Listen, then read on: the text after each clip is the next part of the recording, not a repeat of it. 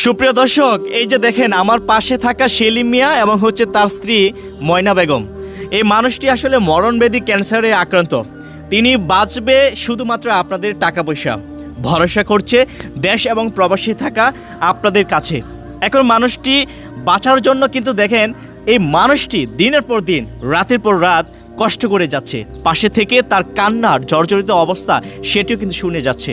কিন্তু মানুষটি বাঁচার জন্য যে এত টাকার প্রয়োজন, সে টাকা পাবে কোথায়?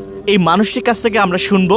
এবং তার আগে বিনীত অনুরোধ করতেছি দর্শক, এই ভিডিওটা যার চোখে পড়ে থাকে এই মুহূর্তে এত পরিমাণে শেয়ার করবেন। আপনার একটি শেয়ার কারণ কিন্তু এই চিকিৎসার ব্যবস্থা হবে ময়না এবং এই সেলিম মিয়ার তার স্ত্রীর।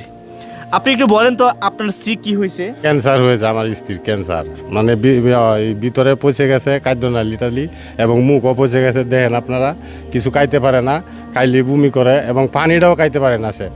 এই জন্য আর কি আপনারা দেশবাসীর কাছে, বিদেশের বাসীর কাছে কিছু সাহায্য সহযোগিতা চাচ্ছি। মানে মানুষের কাছে হাত পাতি নাই তো, যেমনি আনছি এমনি রুজি হইয়া খাইছি খাওয়াইছি। এখন বিপদে পড়ে গেছি, এখন কি করবো, হাত না পাইতে আর এই আর কি। দর্শক, একবারে জীবনে দ্বার প্রান্তে আইসা মানুষ কতটা কষ্ট হলে, কতটা দ্বার প্রান্তে এলে মানুষ মানুষের কাছে হাত পাতে এবং মানুষের জন্য, জীবনের জন্য এই মানুষটিকে সহযোগিতা করবেন। আর ভিডিওটা আপনারা দেখতে পাচ্ছেন। এখন আমরা শুনবো ময়নার কাছ থেকে, ময়নার বিষয়টা কি হয়েছে আপনার? আমার ক্যান্সার হয়েছে, এখন আপনি আমার কি ভিতরে পৌঁছে গেছে। আমি বাঁচতে চাই, এখন আপনি বাঁচতে চান? বাঁচতে চাই। এখন তো আপনার বাঁচার জন্য অনেক টাকা পয়সা লাগবে। এখন আপনি কি চান দর্শকের উদ্দেশ্যে বলেন তো? দর্শকে আমার টাকা পয়সা দিয়ে সাহায্য করতে, বাঁচতে চাই।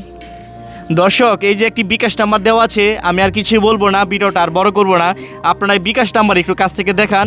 এই বিকাশ নাম্বারটা প্রয়োজনে আপনারা স্ক্রিনশট দিয়ে রাখেন এবং এত পরিমাণে আপনারা টাকা দিবেন।